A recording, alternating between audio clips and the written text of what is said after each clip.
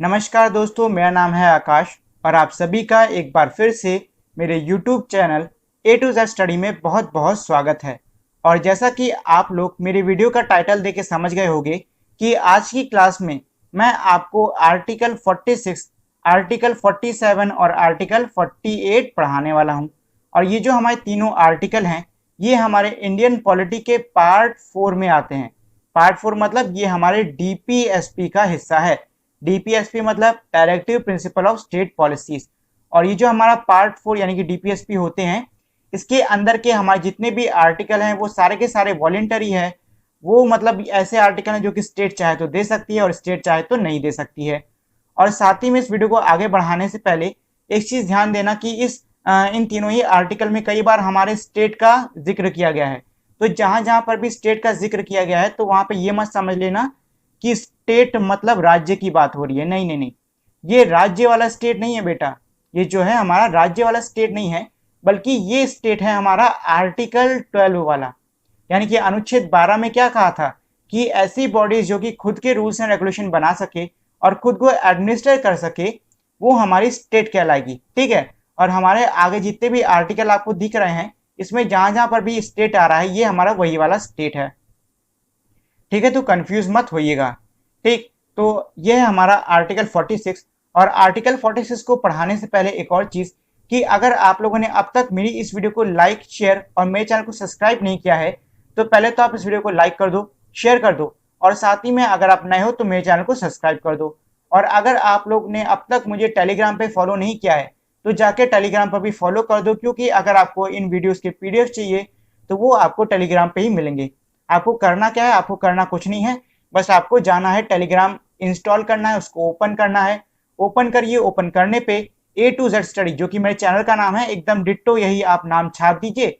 उसमें आपको एक चैनल खुल के आ जाएगा जिसकी यही डीपी लगी होगी और फिर आपको उस चैनल पे क्लिक करना है, उसको ओपन करना है और उसमें ज्वाइन का ऑप्शन आएगा और उसको क्लिक करके आप ज्वाइन कर लीजिए। ठीक, बस आपको इतना करना है और ज्यादा कुछ नहीं। तो चलिए अब हम लोग अपने आर्टिकल्स पे वापस चलते हैं। तो पहला है हमारा आर्टिकल नंबर 46 यानी कि अनुच्छेद नंबर 46। तो आर्टिकल 46 ये कहता है कि the state shell promote with special care the educational and economic interest of the weaker section of the people. मतलब ये है कि जो स्टेट है, आर्टिकल 12 वाला स्टेट, जो स्टेट है वो क्या करेगा, वो प्रमोट करेगा, मतलब कि बढ़ावा देगा, खास ध्यान देकर। किन चीज को खास ध्यान देगा, वो खास ध्यान देगा एजुकेशनल और इकोनॉमिक यानी कि जो हमारा शैक्षिक और जो आर्थिक इंटरेस्ट है वीकर सेक्शंस का, समाज के लोगों का, उन पे खास ध्यान देगा। अब इसमें एक क्वेश्चन बन के ये आ गया कि ये वीकर सेक्शन क्या होता है। मान लो ये है हमारा ए और ये है हमारा एक स्टेट। ठीक, अब इस स्टेट में हमारे 70% लोग हिंदू हैं। ठीक है, 20% लोग मुस्लिम हैं और 10% लोग सिख्स हैं। तो हमारे स्टेट में सबसे ज्यादा लोग कौन हो गए, सबसे ज्यादा लोग हिंदू हो गए कि नहीं हो गए। ठीक, और उसके बाद अगर मैं आपसे कहूं कि हमारे स्टेट में सबसे कम लोग कौन है तो वो होंगे हमारे सिख और मुस्लिम, क्योंकि सिख है 10% और मुस्लिम है 20%। तो यही जो दो सबसे कम लोग आपको दिख रहे हैं यही हमारा वीकर सेक्शन के अंदर आएगा। इनको हम माइनॉरिटीज भी कहते हैं। ठीक, जो लोग सबसे कम होते हैं उन्हीं को हम कहते हैं वीकर सेक्शन। मतलब वीकर सेक्शन यानी कि ऐसा लोगों का वर्ग जो कि संख्या में बहुत कम हो और कमजोर हो। तो वही कह रहे हैं कि आर्टिकल 46 ये बोल रहा है कि जो स्टेट है वो बढ़ावा देगा जो वीकर सेक्शंस हैं समाज के, उनके एजुकेशन और इकोनॉमिक इंटरेस्ट को। और साथ ही में आर्टिकल 46 ये भी कह रहा है and in particular of schedule caste and schedule tribe. और साथ ही में खास तौर पे ये शेड्यूल कास्ट और शेड्यूल ट्राइब के भी एजुकेशन और इकोनॉमिक इंटरेस्ट को ध्यान में रखेगा। अब पहले तो ये समझ लो शेड्यूल कास्ट शेड्यूल ट्राइब होता क्या है। तो देखो, आपने SC/ST के बारे में सुना है कि नहीं सुना है। SC/ST के लोग कौन होते हैं, जो कि बहुत ही निचली जाति के, जिनको पहले कहा जाता था, जैसे कि दलित हो गए, हमारे दलित हो गए। ठीक है, ये हमारे SC/ST में आते हैं कि नहीं आते हैं। बस यही चीज होती है हमारी SC/ST। And shall protect them from the social injustice and all form of exploitation. और साथ ही में जो स्टेट है वो जो SC/ST और जो वीकर सेक्शन के लोग हैं उनको प्रोटेक्ट करेगा, मतलब उनको संरक्षण प्रदान करेगा। किसके खिलाफ, सोशल इनजस्टिस मतलब जो सामाजिक अन्याय है उसके खिलाफ, और जो एक्सप्लॉयटेशन यानी कि जो शोषण होता है उसके खिलाफ स्टेट इन लोगों को संरक्षण या फिर सुरक्षा मुहैया कराएगा।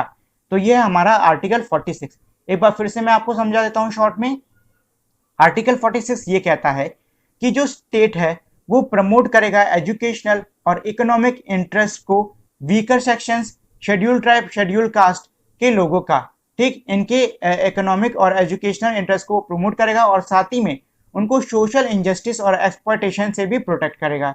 ये है हमारा आर्टिकल 46। अब इसके बाद में है आर्टिकल 47। तो आर्टिकल 47 ये कह रहा है the state shell regard the raising of the level of nutrition and the standard of a life of its people and improvement of public health as among its primary duties। मतलब ये है कि जो state है, state हमारा article 12 वाला state, मतलब जो स्टेट है वो लोगों के न्यूट्रिशन यानी कि पोषण को, उनके स्टैंडर्ड ऑफ लाइफ मतलब कि उनका जो जीवन जीने का स्टैंडर्ड है वो, और जो पब्लिक हेल्थ है उसको, यानी कि इन तीनों ही चीजों को स्टेट अपनी प्राइमरी ड्यूटी समझ के पॉलिसीज निकालेगा। प्राइमरी ड्यूटी मतलब ऐसी ड्यूटी जो कि सबसे पहले निभानी है। मतलब ये है कि स्टेट अपने अंदर रहने वाले लोगों का न्यूट्रिशन मतलब कि उनका पोषण, उनके स्टैंडर्ड ऑफ लिविंग और पब्लिक हेल्थ को अपनी प्राइमरी ड्यूटी बनाएगा। और साथ ही में इसमें ये भी कह रहे हैं in particular the state shall endeavour to bring about prohibition of the consumption except for medical purpose of intoxicating drinks and of the drugs which are injurious to health. मतलब ये है कि जो स्टेट है वो ऐसे प्रावधान करेगा, मतलब कैसे प्रावधान करने हैं उसको ऐसे प्रावधान करने हैं कि जो हमारी इंटॉक्सिकेटिंग ड्रिंक्स और ड्रग्स मतलब जो नशा करने वाली ड्रिंक और ड्रग्स हैं उन पे प्रतिबंध लगाया जाए। हाँ, अगर कोई मेडिकल पर्पस है, मतलब कोई दवाई के रूप में या किसी और काम में आप ले रहे हो तो आप उसको ले सकते हो, लेकिन अगर आप उसको इस तरीके से ले रहे हो कि वो आपके हेल्थ के लिए इंजीरियस है, मतलब कि हेल्थ के लिए वो आपके लिए डेंजरस है, आपकी हेल्थ को नुकसान पहुंचा सकता है, तो जो स्टेट है वो उन ड्रिंक्स और ड्रग्स पे क्या लगाएगा, प्रतिबंध, मतलब कि उन पे बैन लगा देगा।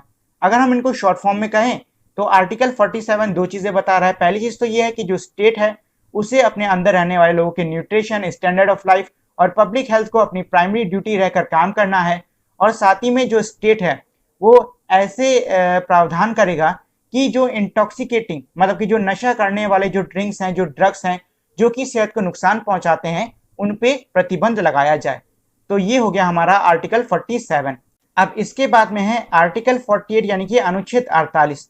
तो आर्टिकल 48 ये कहता है the state shall endeavour to organise agriculture and animal husbandry on modern and scientific line and shall in particular take steps for preserving and improving the breeds and prohibiting the slaughter of cows and calves and other milch and dot cattle।